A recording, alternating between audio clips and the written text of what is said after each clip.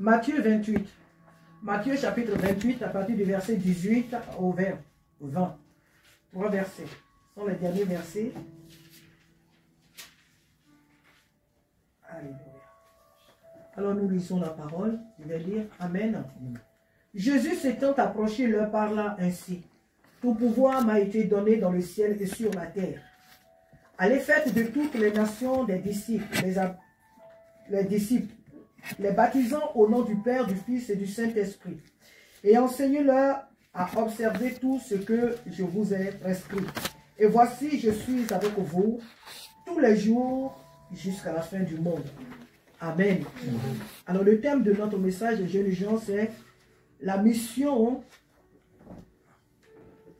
de l'Église est d'évangéliser les âmes perdues. Chacun de nous se dit que j'ai un ministère, on a le ministère de guérison, on a le ministère de miracles, on a le ministère de chant, on a le ministère de libéralité, on a le ministère des temps et des temps. L'Église de Jésus-Christ a une seule mission. Et cette mission, c'est que Jésus veut sauver des vies. Jésus est venu sur la terre pour sauver des âmes perdues. Donc la mission de chaque enfant de Dieu, du croyant en Jésus-Christ, c'est d'évangéliser. Et lorsque un frère ou une sœur évangélise, cela ne veut, ou évangélise beaucoup, cela ne veut pas dire que c'est sa mission à elle. Elle est appelée à cela. C'est vrai qu'il y a des personnes qui ont ce don-là, que quand elles parlent aux âmes de suite, les âmes le suivent. Ou les âmes la suivent, je ne sais pas quoi. Et donc on peut dire que oui, oh, cette personne, peut-être qu'elle est faite pour... Non. Et cette mission n'est pas confiée qu'aux dirigeants. Non. C'est une mission qui est confiée à tout chrétien. Même si tu viens d'arriver aujourd'hui dans la maison de Dieu et que tu as entendu parler de Dieu, tu dois parler de ce Jésus aussi à ta famille et à ceux qui t'entourent. Cela ne nécessite pas le savoir parler, la connaissance de toute la Bible. Non. Même le fait que tu dises à quelqu'un, Jésus t'aime, il veut te sauver, tu as tout fait. Le Saint-Esprit prendra cette parole que tu as dite et il va amener la personne, si tel est son désir, il va l'amener à lui. Il y a des personnes qui ont rendu des témoignages en disant que quelqu'un m'a dit Jésus t'aime. Ce Jésus t'aime là, c'est ça qui a fait de moi aujourd'hui ce que je suis. Donc Dieu n'a pas besoin, quand la Bible dit que Dieu n'a pas besoin d'une grande armée pour sauver le roi, mais d'une petite armée, ce qui veut dire qu'on n'a pas aussi besoin de beaucoup de paroles pour dire qu'on va convaincre. Parce que voulant trop parler, c'est une manière de vouloir convaincre la personne de son péché. Non. Ce n'est pas nous qui convainquons les gens de leur état de péché. Nous disons ce que nous avons à dire, 2 ou 3 mots. Mais la conversion, le changement, la transformation de la personne est le rôle du Saint-Esprit. C'est comme un homme et une femme qui sont mariés. Tu n'étais pas marié pour changer ta femme. Tu n'étais pas marié à une personne pour la changer. Ce n'est pas ton rôle de transformer quelqu'un. On se marie, tu as accepté d'épouser une personne avec ses défauts, ses qualités, vous êtes mariés. Mais celui-ci, si tu constates dans sa vie un caractère et un comportement qui n'est pas bien, qui ne te convient pas, il faut prier. C'est vrai, tu peux faire des reproches, mais la meilleure des choses, c'est de prier. Et c'est le Saint-Esprit qui va transformer la personne. Mais souvent, on a pensé qu'on s'est marié, on veut changer la vie de la personne. Et quand la personne ne change pas, ça nous énerve et puis bon, ça découle sur des tragédies. Amen. Donc, c'est ainsi, c'est Dieu, c'est le Saint-Esprit qui change les vies. C'est lui qui a le pouvoir de transformer les vies. Et la mission que Jésus a confiée à ses 12 apôtres, la Bible dit, quand on lit à partir du verset 16, les 11 disciples, c'est-à-dire que Judas était déjà mort, il s'était déjà suscité, donc les 11 qui restaient, les 11 disciples allaient en Galilée, sur la montagne que Jésus leur avait indiquée. Quand ils le virent, ils l'adoraient. Mais quelques-uns eurent des doutes. Ce n'est pas le message d'aujourd'hui, il ne faut pas avoir des doutes. Même quand tu vois Jésus qui a des doutes, alors là, ton incrédulité là, vraiment à un niveau élevé. Jésus s'étant approché leur parla ainsi. Tout pouvoir m'a été donné dans le ciel et sur la terre. Jésus dit que tout pouvoir m'a été donné. Donc vous voyez que ce message rejoint à ce que le Seigneur nous a dit, comme le frère Némi l'a rendu comme témoignage. Il rejoint ce que nous avons vu dans le psaume 28. Jésus dit que tout pouvoir m'a été donné. Tout pouvoir. Ici, Jésus parle en tant que fils. Il ne parle pas en tant que Dieu. Dieu lui-même est le pouvoir. Mais quand il dit que tout pouvoir m'a été donné, il veut parler ici en tant que de représentant de Dieu sur la terre. En tant que fils de Dieu. Tout pouvoir m'a été donné. Dans le ciel et sur la terre. Il dit j'ai tout pouvoir. Lorsque nous entrons dans le train, très souvent pour évangéliser, depuis vous êtes assis là, vous ne voyez pas des policiers, vous ne voyez pas les gardes, ceux qui ont les habits de ferroviaire là, vous ne les voyez pas, tout ça. Dès que tu as un cœur d'évangéliser, les volants ils sont alignés, près de 10 là ils passent. Tout sera pour intimider. Ils passent. Tu vas dans le marché, tu veux évangéliser, il n'y avait pas de... C'est pas les policiers qui sont là. Tout ça, c'est l'œuvre de l'ennemi. Et le chrétien, il a peur. Quand il voit ces choses dans les rues, il a peur, il ne peut plus parler.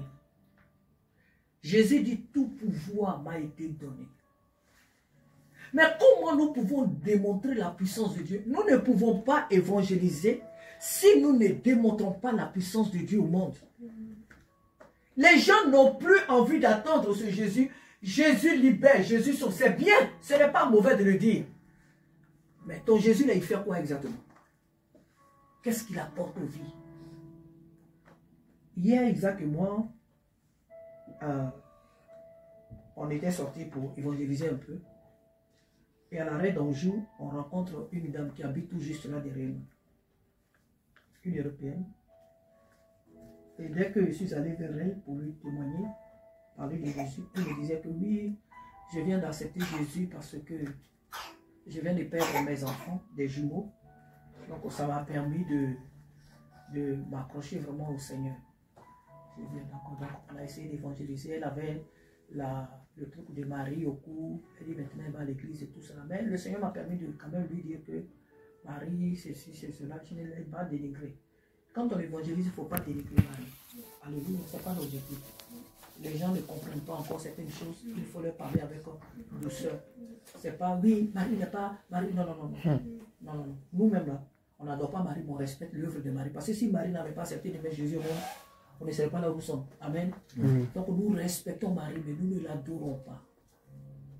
Donc c'est ce que je lui ai fait comprendre. Elle nous a donné ses coordonnées. Certainement, si Dieu le permet, elle viendra un jour ici nous saluer. Amen. Donc, on a échangé, elle nous a donné ses coordonnées, tout ça. Après, lorsque nous sommes partis, nous sommes arrivés en ville, devant la porte, on est descendu. On a voulu évangéliser et on est tombé sur une dame. Elle est guinéenne, elle prie à Montfermeil. Et elle dit là-bas, elle est maintenant trop loin. Elle vient d'aménager à Mou. Ça fait 1 mois qu'elle est ici avec ses enfants. Elle nous disait qu'elle vient de sortir d'un divorce très très difficile. Si, pour dire que si vous... Regarde, on est sorti seulement... On n'a pas évangélisé beaucoup. Non, on est juste à l'arrêt. Parce que je devais aller me tresser. Je devais faire des choses. Donc, il y a 2 personnes qui nous ont expliqué des cas. Des cas. Et quand une femme parle d'un divorce houleux, il faut savoir ce qui est à l'intérieur. Donc, elle dit qu'elle vient d'aménager à Meaux, elle est à côté de la cathédrale. Elle nous a aussi donné son téléphone, ses coordonnées. Elle viendra certainement un jour ici partager ce moment avec nous. Il faut comprendre que les gens au dehors souffrent. Les gens ont des problèmes. Et si nous n'allons pas vers elles pour leur parler de Jésus-Christ, et nous voulons regarder à nos ministères. J'ai un ministère. Le seul ministère que Dieu a donné à son église, c'est l'évangélisation. Aller chercher les âmes. Tu peux faire tomber des gens. Tu peux guérir des malades. Ça, c'est le miracle. Marc 16, 17 qui accompagne l'église. Ce sont des choses qui nous accompagnent dans l'évangélisation. La mission principale de l'église sur cette terre, c'est l'évangélisation. Arracher les âmes des prisons démoniaques et les amener à la lumière, à la liberté, à Jésus-Christ. Ne fermons pas nos bouches. Jésus dit, tout pouvoir m'a été donné dans le ciel et sur la terre. Tout pouvoir m'a été donné. Pourquoi nous avons peur? Pourquoi nous avons peur d'évangéliser? Pourquoi nous avons peur de parler de Jésus-Christ aux âmes? Isaac et moi, hier même, on le disait. Hein? On disait, on marchait et on disait, Seigneur, on est fatigué. Bien sûr. C'est pas normal que depuis qu'on est arrivé dans cette vie, on ne fait qu'évangéliser, on ne voit rien. Est-ce qu'il y a 1000 manières de parler de toi? Est-ce qu'il y a 1000 manières de dire aux gens que tu les aimes? Est-ce qu'il faut leur lire toute la Bible? Quel est le problème? Pourquoi depuis on parle de toi ici? On ne te dit pas forcément que les âmes viennent dans... Mais on veut que les âmes soient... C'est ton désir. Pourquoi on prêche et puis il n'y a rien? C'est quoi le problème? Ah ben, nous, tu dois nous encourager. Et c'est là qu'on a rencontré la femme. Mais il y a beaucoup de choses que Dieu veut faire, frère. Il y a beaucoup de choses que Dieu veut faire. Est-ce que vous savez qu'il y a des familles, c'est pas au dehors qu'elles souffrent, c'est dans leur propre maison. Tu as vu le témoignage du frère européen là, qui parle souvent des songes, qui interprète les songes. Et puis il y a un autre là qui avait parlé que dans leur maison, comment il est devenu à Christ, leur maison était hantée, il souffrait, sa mère était voyante. Il y a des gens dans leur propre maison, leurs maisons sont leurs maisons sont hantées. Je parle des païens, je ne parle pas des chrétiens.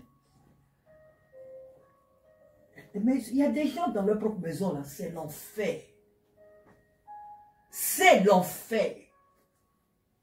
Mais qui va les délivrer? Qui va les sauver? Où est-ce qu'ils vont fuir? Et toi et moi, nous sommes chrétiens, puis on est ici. Puis on est ici, puis il y a des âmes qui souffrent. Et puis comme ça, quand on se lève, on va sur les réseaux sociaux. Le Seigneur dit, il va frapper la France. Il va détruire la France. La France aura faim. Les gens vont manger dans les poubelles. La France... Non, vous ne parlez pas selon le cœur de Dieu. Vous ne parlez pas selon le cœur de Dieu. Est-ce que nous savons combien de fois Dieu sur son trône, il pleure? Jésus pleure de voir les âmes qui, chaque jour, vont en enfer. Parce qu'ils ne l'ont pas connu. Parce qu'il n'y a pas eu un chrétien sur leur chemin pour leur dire que Jésus a besoin de toi. Parce que nous ne l'avons pas fait. Et ces personnes-là meurent dans l'ignorance. Je ne dis pas que nous sommes forcément coupables de tous, parce qu'il y a beaucoup aussi, on en a parlé, ils n'ont pas voulu comprendre ça, c'est leur responsabilité. Mais ce que nous devons faire, faisons-le. Il dit tout pouvoir a été donné dans le ciel et sur la terre. Chers frères et sœurs, n'ayons pas peur de parler de Jésus. N'ayons pas peur. Un jour, j'étais dans le marché de samedi, en train d'évangéliser. Et puis il y a un policier qui s'est présenté, gaillard, il s'est présenté devant moi. Tu croyais qu'il venait me faire la guerre. Après, il a pris prospectus et il a pris la mise dans sa poche. Il dit oui, et puis on a commencé à causer tranquillement. Il dit donne-moi prospectus, je lui ai donné. Est-ce que je sais ce qu'il est devenu? Est-ce que je sais ce que Dieu a fait dans sa vie? Je ne sais pas. Il a pris prospectus et puis il a mis ça dans sa poche. Certains policiers te diront que si je suis au travail, je n'ai pas le droit de prendre ce genre de choses. Lui, il a pris et puis il a mis ça dans sa poche. Il m'a laissé tranquillement dans le marché de samedi ce jour-là à évangéliser. Nous avons peur de quoi? Faisons le travail que Jésus nous a donné.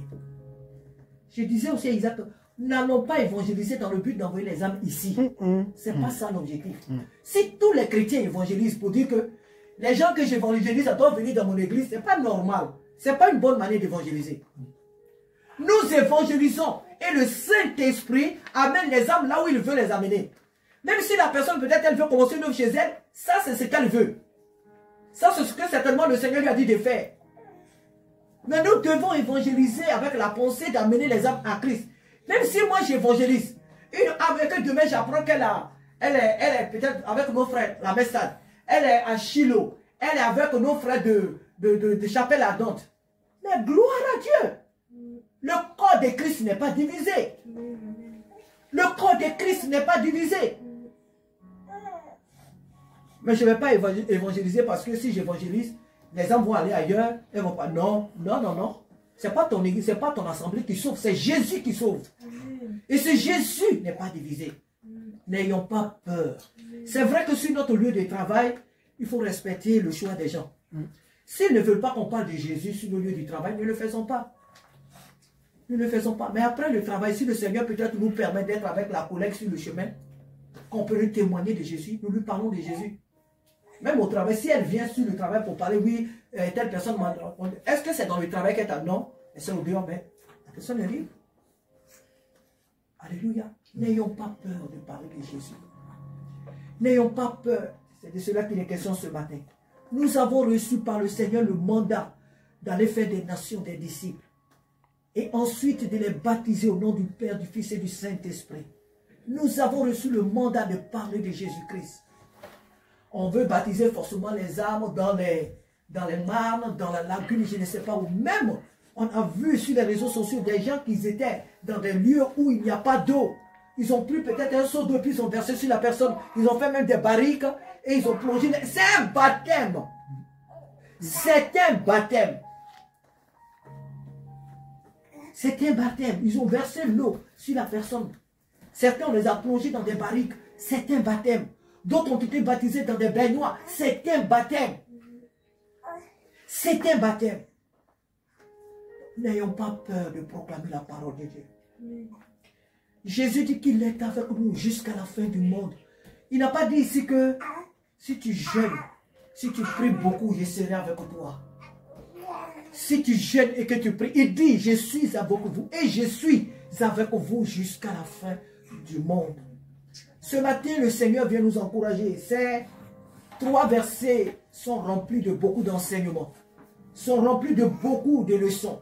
Mais ce matin, le Seigneur aimerait que nous parlions de l'évangélisation, du rôle de l'Église sur cette terre, du rôle de l'Église dans cette nation française, du rôle de l'Église là où Dieu l'a établi. Et notre mission, c'est d'évangéliser, de dire aux âmes que Jésus les appelle, de dire aux âmes que Jésus a donné sa vie pour elles, de dire aux âmes qu'elles ont besoin de venir à Christ pour être sauvées. Ne leur disons pas, ne leur parlons pas de nos églises, ne leur parlons pas de nos assemblées, parlons-leur de Jésus qui donne la vie, de Jésus qui sauve, de Jésus qui libère. Ils ont le choix d'accepter ou de ne pas accepter, mais nous aurons fait notre part.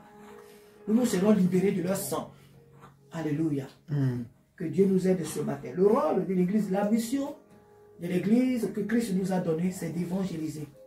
Ne nous taisons pas. Alléluia. Ne nous taisons pas. Continuons d'évangéliser. Beaucoup de gens souffrent autour de nous. Et nous sommes la solution à leurs problèmes. Nous sommes la solution à leurs problèmes. Moi, je ne sais pas si déjà ça vous est arrivé, mais bon, hier, ce que je viens de dire, ça c'était hier. Mais des fois, quand tu n'as pas trop évangélisé, deux fois tu évangélises, tu trouves des situations, tu te dis, mais pourquoi depuis je n'évangélise pas? Et tu te sens triste comme hier. Hé, il y a une femme qui a dit, j'ai perdu mes jumeaux à 5 mois, j'ai perdu la grossesse, j'ai perdu les enfants, ça m'a vraiment... Et tu sens vraiment que cette femme, elle a de sérieux problèmes. Et l'autre qui vient de sortir d'un divorce, elle a besoin d'être encadrée. Elle vient d'arriver dans cette ville, elle a besoin des frères et sœurs. Ça fait 10 ans, elle dit qu'elle est convertie. Elle est convertie, elle va vraiment à l'église, mais à Meaux. Et elle dit que Montfermeil, c'est devenu vraiment un peu trop loin. Elle vient d'arriver à Meaux, ça fait à peine 1 mois. C'est des personnes qui ont besoin d'être encadrées. C'est des personnes qui ont besoin d'être écoutées. Alléluia. Pour être fortifiées. Et il y a beaucoup de cas. Il y a des familles, ils ont des enfants malades à l'hôpital, ils ne savent pas comment faire. Et tout. Dans cette ville, combien de personnes qui se sont opposées à nous? On voulait aller à l'hôpital pour évangéliser. Et ce ne sont pas des païens. Hein. C'est l'homme qui se dit chrétien. Là. C'est lui qui s'est opposé à nous. C'est toujours comme ça. C'est un chrétien qui s'est opposé à nous. On lui a demandé tout simplement, en tant qu'aumônier, de nous faire une lettre. Et avec cette lettre, on aura l'autorisation d'aller. Il me dit, mais qui t'a établi pasteur? Et puis tu viens aller vendre. Est-ce que Dieu a dit que ce sont des pasteurs qui doivent évangéliser? De nous donner l'autorisation pour aller aussi dans les prisons, pour aller distribuer des Bibles. Le monsieur me dit au téléphone, qui m'a établi comme pasteur? Les femmes ne doivent pas être pasteurs. On dit que c'est le président des églises, l'Assemblée de Dieu, de la Seine-et-Marne. Oh, ça c'était choquant. C'est comme ça qu'on a arrêté d'aller, parce qu'à l'hôpital, il faut rentrer avec une autorisation. C'est comme ça qu'on a arrêté d'aller et apporter la parole dans les hôpitaux et dans la prison qu'on visait. C'est à cause ça qu'on a acheté les Bibles là. Hein. C'est pour aller les distribuer dans les prisons qu'on avait acheté ces Bibles là. Et le monsieur n'a pas voulu nous donner l'autorisation. Il n'a pas voulu, parce que pour lui, une femme ne doit pas prêcher.